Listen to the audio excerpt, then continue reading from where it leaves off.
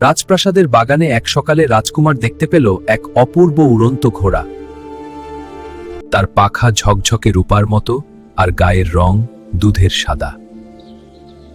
রাজকুমার জীবনে এত সুন্দর উড়ন্ত ঘোড়া কোনো দিন দেখেনি। রাজকুমার সাহস করে ঘোড়ার পিঠে চড়ে বসল।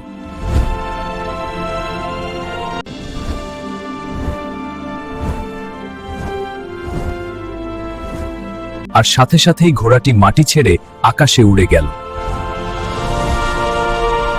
রাজকুমারের আনন্দ দেখে কে এত উঁচু থেকে নিজের রাজ্য দেখার অনুভূতি যেন স্বপ্নের মতো।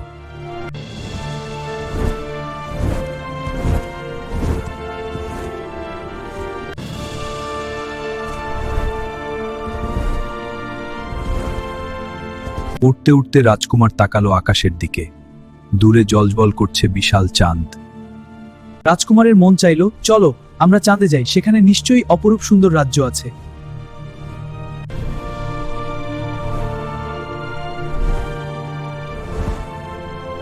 কিন্তু কিছু দূর যেতেই রাজকুমার লক্ষ্য করল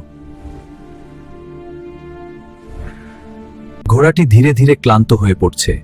তার ডানা আর আগের মতো জোরে চলছে না। রাজকুমার বুঝতে পারল না ব্যাপারটা কি।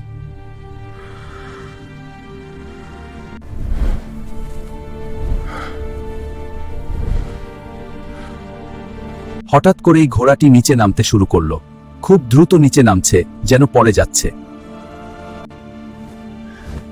রাজকুমার ভয়ে চোখ বন্ধ করে ফেলল। কি হবে এখন?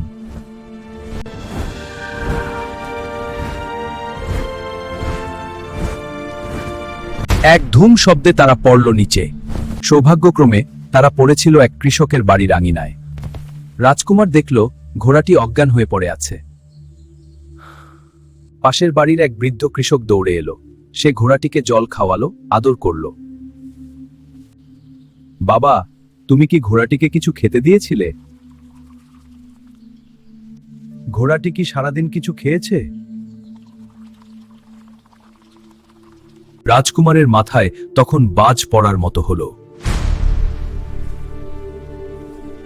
সে একবারও ভাবেনি ঘোড়াটিকে খাবার দিতে হবে। সারা দিন শুধু উড়েছে, চাঁদে যাওয়ার স্বপ্ন দেখেছে, কিন্তু ঘোড়ার খাবারের কথা কখনো ভাবেনি। লজ্জিত রাজকুমার কৃষকের কাছে ক্ষমা চাইল। তারপর সারা রাত জেগে ঘোড়াটির সেবা করল। নিজে হাতে খাবার দিল, জল দিল, আদর করল। সকালে ঘোড়াটি সম্পূর্ণ সুস্থ হয়ে উঠল। রাজকুমার বুঝতে পারল বড় স্বপ্ন দেখার আগে ছোট দায়িত্বগুলো মনে রাখতে হয়। ঘোড়াকে ভালোবাসতে হয়, তার যত্ন নিতে হয়, তারপরেই ওরা আবার উঠতে পারবে। কৃষককে ধন্যবাদ দিয়ে রাজকুমার আবার ঘোড়ায় চড়ল। কিন্তু এবার আগে যত্ন নিয়েছে বলে ওরা আরো উঁচুতে, আরো দূরে যেতে পারবে।